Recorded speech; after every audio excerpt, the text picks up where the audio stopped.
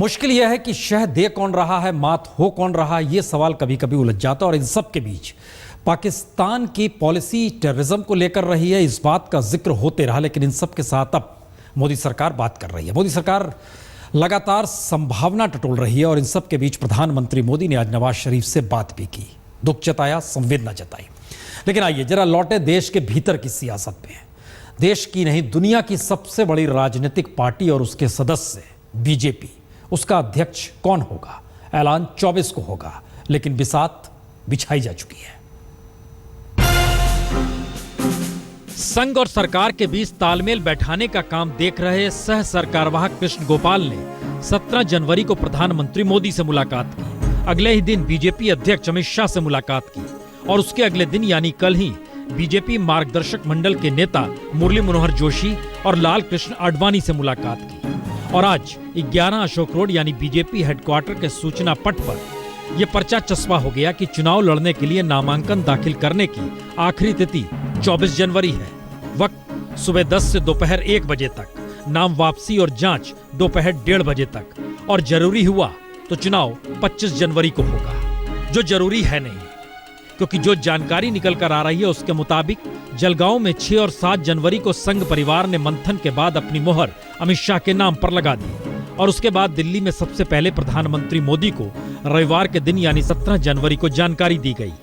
मंथन में जो निकला और जो सवाल उठे उसकी जानकारी सोमवार को अमित शाह को दी गई। और खास तौर से आने वाले वक्त में क्या चुनौतियां हो सकती है, इसको लेकर भी चर्चा की गई। और इस कड़ी में कल सुबह मुरली मनोहर जोशी और उसके बाद लाल कृष्ण आडवाणी से भी आरएसएस ने जानकारी देते हुए उनका मत जानना चाहा। चूंकि इन दोनों ने बिहार चुनाव में हार के बाद किसी के भी जिम्मेदारी न लेने पर खुली नाराजगी दिखाई थी और बकायदा बयान भी जारी किया था।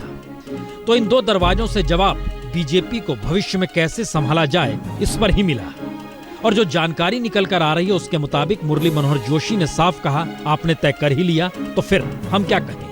लेकिन दूसरी तरफ लाल कृष्ण आडवाणी ने संकेत की भाषा का प्रयोग किया कि पार्टी हित में जो हो वही सोचे। और फिर एक खामोशी बरत ली और खामोशी ने पार्टी के भीतर ही संकेत दे दिए कि अमित शाह ही होंगे बीजेपी अध्यक्ष।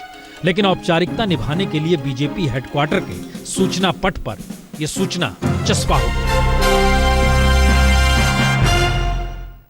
जी, ये सूचना तो चस्पा कर दी गई, लेकिन लोकतंत्र का विधान तो ये कहता है कि देश भर में ये जानकारी हर किसी को चुनाव से पहले हो जानी चाहिए।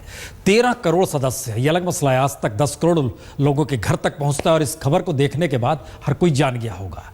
ये जिक्र हम इसलिए कर रहे हैं क्योंकि हमने कई जगहों पर बीजेपी कार्यकर्ताओं से पूछा, बीजेपी अध्यक्ष का चुनाव कब है, जरा सुन लीजिए उनका क्या कहना है। अच्छा, एक चीज होती है, बीजेपी के राष्ट्रीय अध्यक्ष पद के चुनाव है, कौन सी तारीख को? नहीं 463 मेरा नंबर है। अच्छा, एक चीज बताइए, बीजेपी के राष्ट्रीय अध्यक्ष पद के चुनाव है, कौन सी तारीख को है? तारीख तो यार ये बीच में बदकाल है ही नहीं है फिलहाल। इसके बारे में तो मुझे कोई जानकारी नहीं है। लेकिन प्रक्रिया होती है हमारे यहाँ जिले में, चुनाव मंडल, जिला, प्रदेश के चुनाव हो चुके हैं, अब राष्ट्रीय अध्यक्ष के चुनाव होंगे।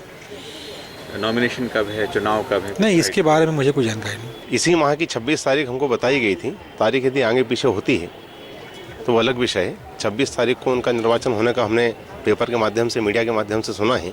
और चूँकि राष्ट्रीय स्तर का विषय और हम जिले के पदाधिकारी हैं, तो इस चुनाव से हम लोगों का सीधा कोई लेना देना नहीं होता है। चुनाव हो रहे हैं ना, चुनाव हुए भी हैं काफ़ी जगह। इसकी क्या तारीख क्या रही?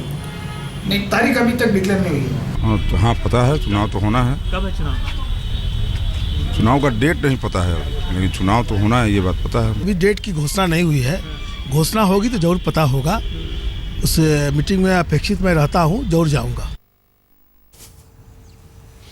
हंसिए मत, सबसे बड़ी राजनीतिक पार्टी के भीतर का ये सच है। अध्यक्ष पद का चुनाव है, कार्यकर्ताओं को देश भर में पता ही नहीं है। बहरहाल यही लोकतंत्र का मिजाज है। आगे बढ़िए। इस देश के भीतर यही कहा जाता है, जाति किसी की पूछनी नहीं चाहिए। लेकिन ये कौन बताए कि जाति नाना करते हुए सबकी जाति बता दी जाए। जी, मंत्री महोदया देखिए कैसे आती हैं, क्या कहती हैं, क्या कह के चली जाती है, और फिर बिसात कौन सी बिछती है। रोहित वेमुला की खुदकुशी के मसले पर एचआरडी मंत्री स्मृति ईरानी आज प्रेस कॉन्फ्रेंस करने आई तो लगा यही कि वो जांच रिपोर्ट बताएंगी, खुदकुशी की वजह पर रोशनी डालेंगी, यूनिवर्सिटी में सिस्टम फेल होने या ना होने को लेकर अपनी बात रखेंगी। लेकिन स्मृति ईरानी बोली तो उनकी हर सफाई दलित शब्द पर टिक गई।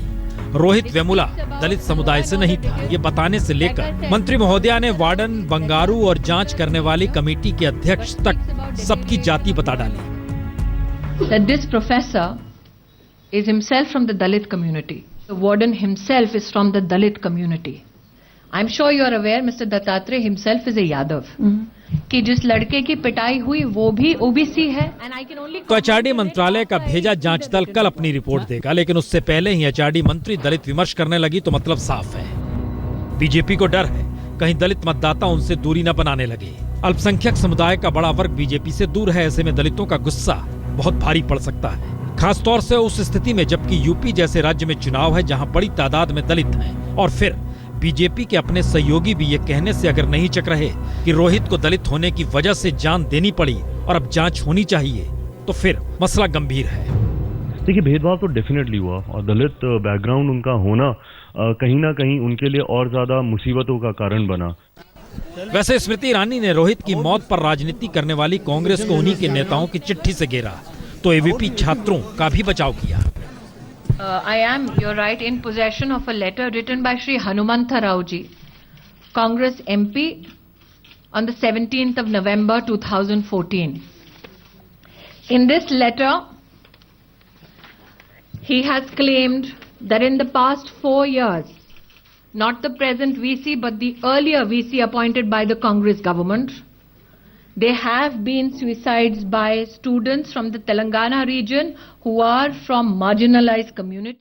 बिहार के मुख्यमंत्री नीतीश कुमार की परेशानी बढ़ती जा रही है। पहले जंगल राज की वापसी के आरोप लगे तो अब उनके खुद के विधायक उनके लिए मुसीबत बन रहे हैं। सुशासन पर लगे ग्रहण को देखिए इस खास रिपोर्ट में।